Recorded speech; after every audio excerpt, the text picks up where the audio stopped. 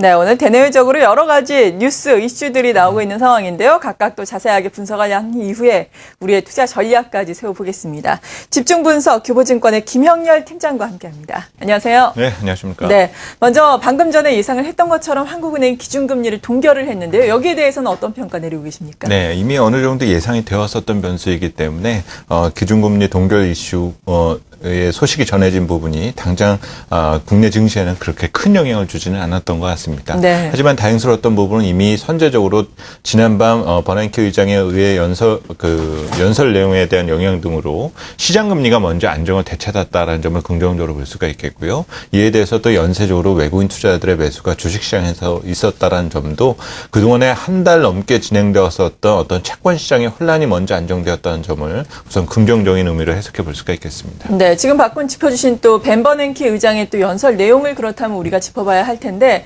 일단은 양적 완화 축소에 대한 우려감이 많이 좀 둔화가 되면서 양대 시장도 큰 폭으로 오르고 있고 달러화에 대한 원화 환율도 큰 폭으로 하락을 하고 있습니다. 이러한 전반적인 상황들을 어떻게 봐야 될까요? 네, 우선 그동안 이 버냉키 의장에 대한 지난 한 달 넘게 미국의 통화 정책 기조에 대한 어떤 변화 등에 대해서는 대부분 글로벌 투자자들이 언젠가는 할 것이다라는 믿음을 가지고 있어왔고, 그렇죠. 예. 하지만 이것이 갑작스레 닥치고 나서 보니까는 상당히 혼란스러움이 상당히 가중되었었던 점인데요.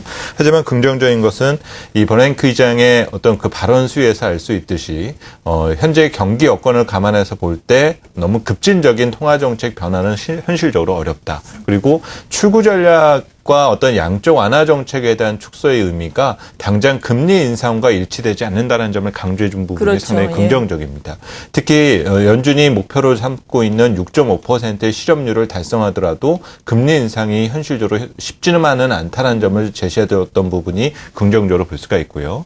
전일 국채 시장에서의 미국 장기채 금리에 대한 변화는 크지 않았지만 선제적으로 달러와의 약세 변화 모습 등이 있어왔었던 만큼 오늘 밤 열리게 되는 미 증시에 대한 기대감도 상당히 긍정적으로 가져볼 수가 있겠고요. 결국 이런 부분 등에 대한 어떤 선순환, 다시 말해서 정책에서 발생된 불신은 정책으로 막을 수밖에 없다는 것을 재확인했었던 것이 오늘 이 버냉키 의장에 대한 어떤 발언 내용에 대한 시장 효과다라고 평가해 볼 수가 있겠습니다. 네, 그렇죠. 말씀을 하신 것처럼 정말 실업률 중요한 포인트가 되겠는데 실업률이 6.25% 이하로 하락을 하더라도 바로 기준금리가 인상이 되지 않을 것이다라는 포인트가 상당히 중요하게 작용을 할 것 같은데 그렇다면 향후의 통화정책 방향은 구체적으로 어떻게 실현이 될까요? 네, 우선 지난 한 달 동안의 그 걱정, 여러 가지 출구 전략이다라는 어떤 그 표현 자체에 대해서 상당히 어떤 예민한 반응을 현재 네. 글로벌 자산 시장이 보여왔었던 부분인데요.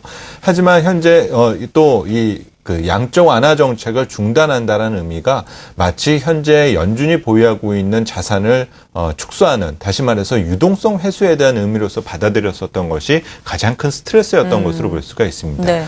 현재 연준이 매입하면서 연준 자산 대차 대조표상 연준의 자산 규모가 3조 2천억 달러까지 늘어났고 이 중에 약 90%가 미국 국채와 MBS 채권으로 구성이 되어 있는 상태인데요. 준비된 자료면으로 살펴보시면 최근에 어떤 시장의 변화는 그 자산 규모가 크게 줄어들 것이다. 다시 말해서 덜 사니까는 결국은 내다 팔 수밖에 없는 것이 아니냐라는 우려 등을 해왔고 네. 그렇다 보니까 자꾸 시장 금리가 오르는 현상을 보여주었었던 것이 지난 한 달간의 가장 큰 걱정이었습니다. 하지만 현재 연준이 보유하고 있는 이 채권 물량들은 대부분 어떤 자산 조정을 하면서 유동성 회수를 하려는 목적이 아니라 대부분 만기까지 끌고 갈 가능성 자체가 가장 크다라는 점입니다. 쉽게 말해서 10년짜리 국채는 10년 끝까지 가져갈 가능성이 있고 또 반대로 마찬가지로 MBS 채권 같은 경우는 30년짜리 그대로 끌고 갈 가능성 자체가 있다라는 것이죠. 예. 따라서 급격한 어떤 시장의 조정이 나타나는 것은 어렵다라고 볼 수가 있고요. 또 이 같은 부분을 감지할 수 있었던 것이 최근에 회사채 금리 동향에 대한 변화를 점검해 볼 수가 있습니다. 미국 장기 채권의 금리가 빨리 오르다 보니까는 단기 채권의 금리는 상당히 안정적이었었는데 덩달아서 미들급 중심의 회사채 금리가 최근에 오르는 현상을 보여주었습니다. 현재 미국 미국의 회사채 금리와 미 국채 간의 스프레드가 대략 3%포인트 정도 수준을 유지하고 있는 상태인데요. 과거의 사례를 살펴보시면은 금리 인상이 나타나려면 적어도 이 그 스프레드가 2%포인트 미만으로 축소가 되어야 됩니다. 이는 다시 말해서 단기 금리 시장이 다시금 어려워지게 된다라면 신용 위험이 재발할 가능성 자체가 있는데 그런 현상이 만약에 나타나게 된다라면 미국도 금리 인상을 선택할 수가 없다라는 의미로 볼 수가 있겠죠. 네. 결국 당분간 통화 정책의 기조의 변화가 그렇게 크지는 않을 뿐더러 물론 양적 완화 정책에 대한 어떤 단기적 축소는 불가피하더라도 이것이 시장 금리에 큰 혼란을 가져올 가능성 자체는 크지가 않다는 점입니다. 이런 변화 과정에서 최근에 어떤 채권 시장에 대한 투자 매력도가 다시금 개선된 측면이 있고 신흥국 주식 시장은 이런 금리 안정 환경 속에서 얼마나 그 펀더멘탈에 근거한 투자 매력을 어필해 줄 수 있는지 여부가 가장 중요한 변수가 되지 않겠냐고 볼 수 있습니다. 네. 이렇게 양적 완화 축소에 대한 공포가 좀 줄어듦에 따라서 이제는 증시에 또 악재로 작용하는 큰 변수가 미국에서 중국으로 이동하는 것이 아닌가라는 시각이 또 대두가 되고 있거든요. 실제로 최근에 발표되고 있는 중국의 경제 지표 같은 경우에는 좋지 않고요. 이런 가운데서도 또 어제 리커창 총리가 경제를 또 안정적으로 끌고 나가겠다라고 발언을 하면서 중국 증시 같은 경우에는 오히려 또 상승 마감을 하기도 했는데 중국 변수는 어떻게 봐야 되겠습니까? 네. 워낙 우리 경제에 영향력이 큰 변수이기 때문에 중국 경제에 대한 어떤 침체라든지 성장 둔화에 대한 속도가 가속화된다는 점은 상당히 껄끄러운 변수가 될 수밖에 없습니다. 네. 하지만 이 같은 중국 성장률에 대한 성장 둔화 우려는 어느 정도 시장에 노출되었다는 점에 대해서도 투자자분들은 인지하셔야 되겠다라는 생각이 드는데요. 준비된 자료 화면으로 살펴보시면 현재 중국의 분기 성장률 컨센서스 추이를 살펴볼 때 지난 3월 이후에 급격하게 낮아지고 있는 상태입니다.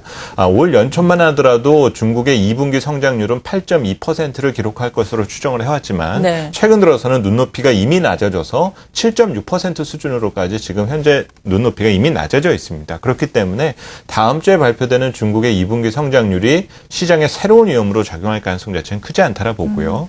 하지만 최근에 이제 중국 관련 이슈들을 살펴보면 상당히 껄끄러운 이슈들 부분에 대해서 많이 의식하게 만들지 않습니까? 네, 그렇죠. 그림자 금융에 의한 신용 경색 위험이라든지 어제 발표됐었던 어떤 수출에 대한 둔화 우려 등과 같은 뭐 하나 좋은 거를 찾기가 조금 어렵습니다. 네. 그런데 이렇게 경기에 대한 어떤 조금 네거티브한 시각은 이미 시장에서는 알려져 있다라는 거죠. 오히려 투자자들이 걱정을 하는 거는 이런 중국 경제 상황에도 불구하고 중국 정부가 적극적으로 나서고 있지가 않다라는 것이 가장 걱정스러운 부분입니다.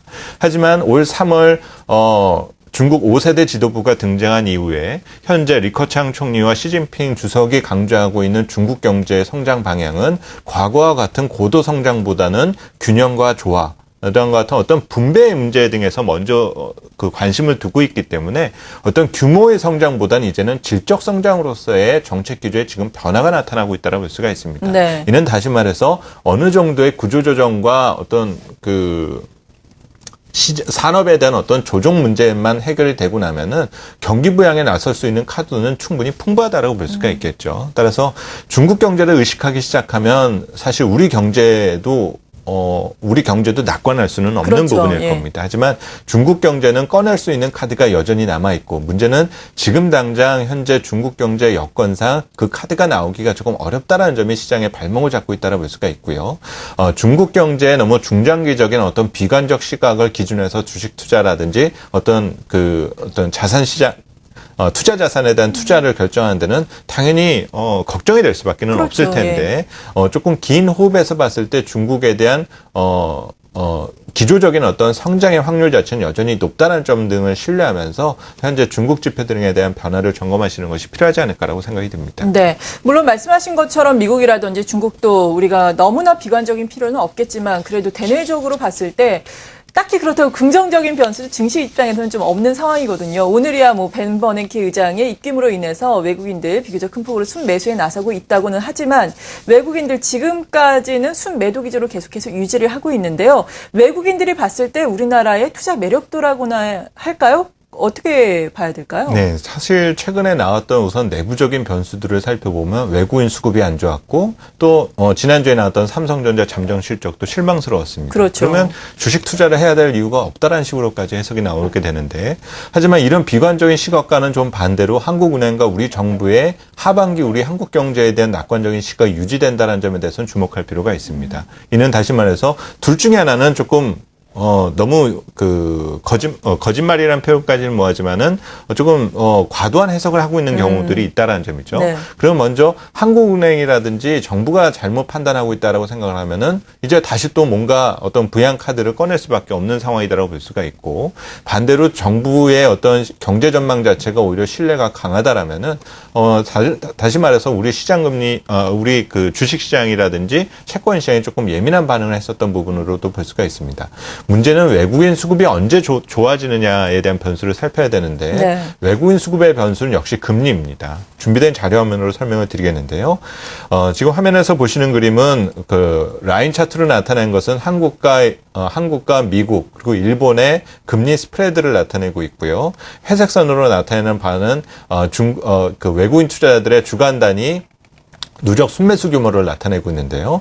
통상적으로 우리 시장 금리가 미국이나 일본보다 더 빠르게 올라가게 되면 외국인 투자자들은 덜 산다든지 아니면 주식을 매도하는 현상들을 보이는 사례들이 많아왔습니다. 다시 말해서 외국인 수급의 키를 금리가 주고 있다고 볼 수가 있는데요.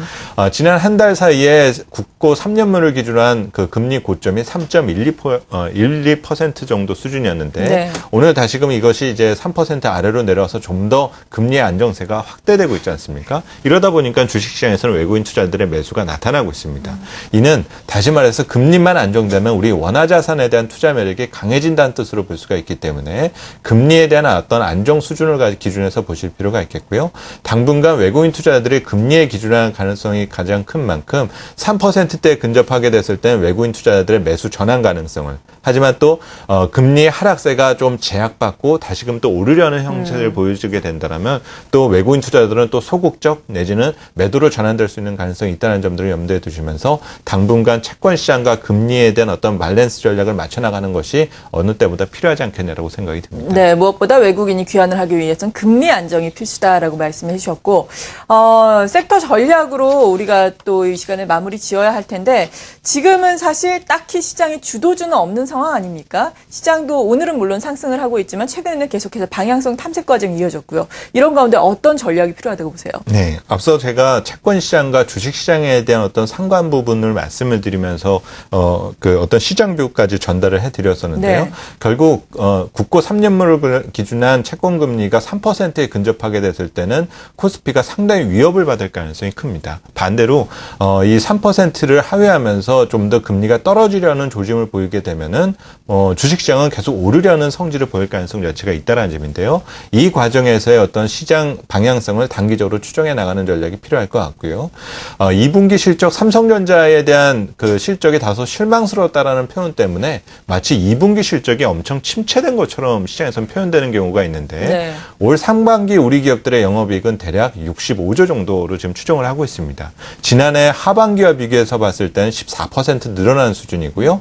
지난해 상반기와 비교해 보면 지난해 상반기와 비교해 보더라도 한 9% 정도는 늘어난 수준입니다.